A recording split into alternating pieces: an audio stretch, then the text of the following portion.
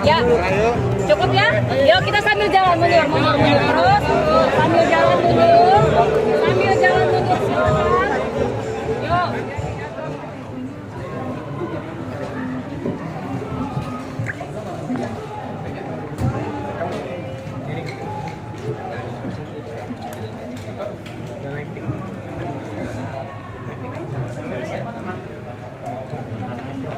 Ya, kembali lagi kita jumpa di kanal YouTube Satu Indonesia Hukum dengan saya Nurul Wasilman untuk menyampaikan Partai Demokrat telah mendaftarkan daftar caleg di KPU pada hari Minggu 14 Mei 2023. Berikut ini adalah konferensi pers yang dilakukan oleh DPP Partai Demokrat yang dipimpin langsung oleh Ketua Umum AHY di Sekretariat KPU setelah mendaftarkan bakal caleg.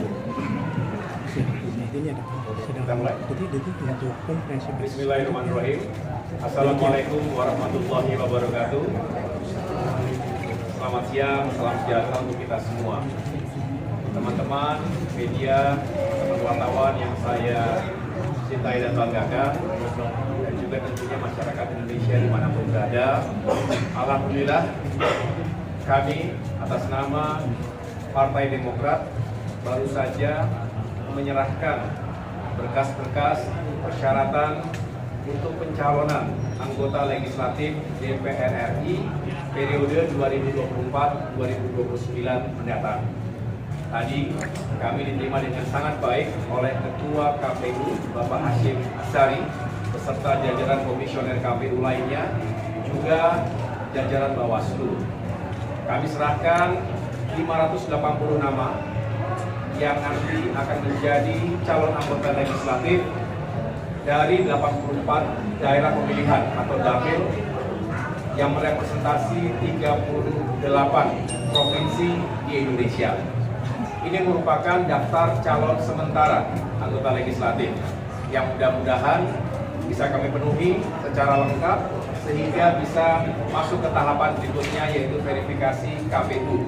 Dan dengan demikian ini menjadi langkah bagi kami semua, terutama bagi calon anggota legislatif Partai Demokrat untuk mulai mensosialisasikan dirinya, turun ke lapangan, menyapa masyarakat, dan tentunya bersama-sama untuk menyampaikan apa yang bisa diperjuangkan ke depan.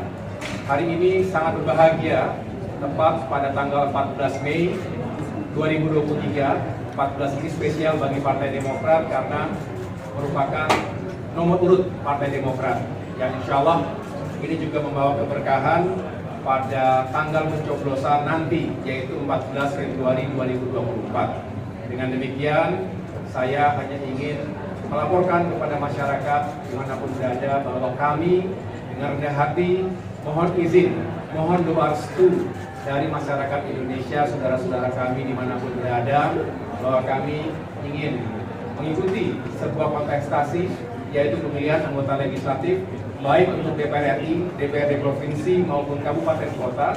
Mudah-mudahan berjalan dengan baik, aman, tertib, lancar, dan demokratis, dan melahirkan wakil-wakil rakyat yang amanah yang bisa membawa perubahan dan perbaikan untuk Indonesia yang semakin baik, negaranya semakin maju, dan rakyatnya semakin sejahtera.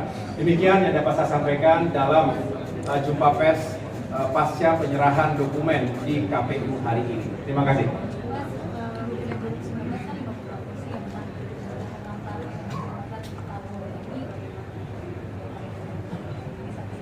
Baik, terima kasih. Benar, pada tahun 2019 yang lalu, kami mendapatkan atau memperoleh 54 kursi DPR RI. Ini terkonversi menjadi 9,7%. Dan inilah yang sedang kami gunakan dalam rangka membangun koalisi dalam rangka pemilihan presiden 2024 mendatang. Dengan demikian, kami tentu ingin meningkatkan pencapaian tahun 2024 nanti. Bismillahirrahmanirrahim, insya Allah kami bisa meningkatkan raihan suara maupun jumlah kursi secara signifikan. Kami memiliki target 14 hingga 15% kursi DPR RI. itu kalau diterjemahkan atau dikonversi, kami ingin memenuhi setiap daerah pemilihan, ada 84 itu bisa diisi satu dari Partai Demokrat. Dan tentunya kita juga tahu ada sejumlah daerah pemilihan yang insya Allah potensial bagi Partai Demokrat untuk menambah jumlah kursinya. Dengan demikian mudah-mudahan tidak berlebihan jika kami menargetkan 15% raihan kursi DPR RI. Ini membutuhkan kerja keras dari 54 menuju 85 misalnya. Itu tentu bukanlah pekerjaan yang mudah, tapi kami punya optimisme dan keyakinan.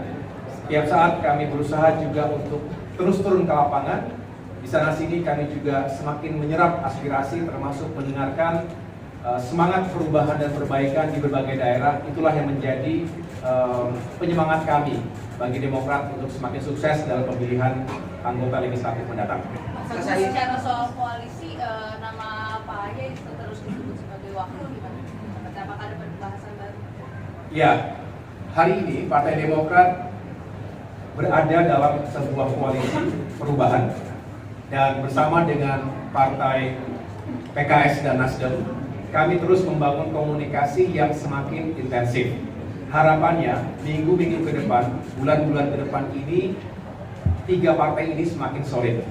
Tentu bukan hanya sekedar bertemu atau sekedar bertukar pikiran, tetapi sudah semakin progresif untuk mempersiapkan strategi pemenangan yang juga efektif. Karena kami tidak hanya ingin berkoalisi, tidak hanya ingin berlayar, kami ingin bisa berlayar dan menang.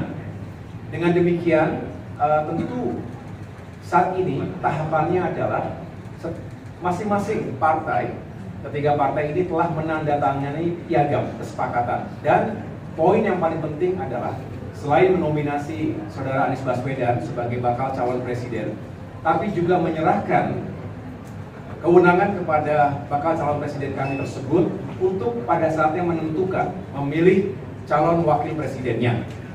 Tentu setelah memenuhi sejumlah kriteria yang tertera dalam piagam tersebut. Di antaranya tentu yang memiliki kans kemenangan terbesar, yang bisa menjadi satu pasangan yang solid duit tunggal, karena kita benar-benar ingin bisa sukses baik dalam pemilu maupun insya Allah jika terpilih menjadi pasangan dalam memimpin pemerintahan ke depan.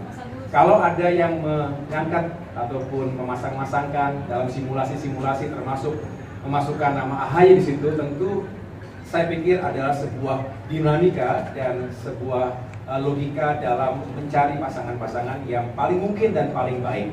Saya hanya ingin meyakinkan bahwa sekali lagi Partai Demokrat ini punya tujuan besar. Kami ingin menjadi bagian dalam gerakan besar perubahan, dan untuk itu kami ingin meyakinkan bukan hanya sekedar mencari atau bagi-bagi kekuasaan nanti 2024, tapi benar-benar bisa merealisasikan perubahan tersebut. Mas Agus, izin Mas, ada dua pertanyaan Mas. Pertama ini soal memang napi koruptor itu kan ex-koruptor itu tidak dijegal gitu ya Mas untuk maju ke kontestasi pileg 2024. Tapi apakah itu menjadi variabel pertimbangan untuk Partai Demokrat dari daftar caleg yang diajukan hari ini? Kemudian yang kedua, kira-kira siapa saja Mas nama-nama terkenal yang akan diajukan Partai Demokrat? Apakah mungkin Mas Ahy akan turun gunung ke Senayan, atau mungkin Mas Ibas, atau mungkin Pak Sekjen kembali ke Senayan? Boleh Mas? Iya, terima kasih. Partai Demokrat tertib aturan, insya Allah kami pasti akan menepati ataupun mengikuti aturan yang berlaku, konstitusi yang berlaku.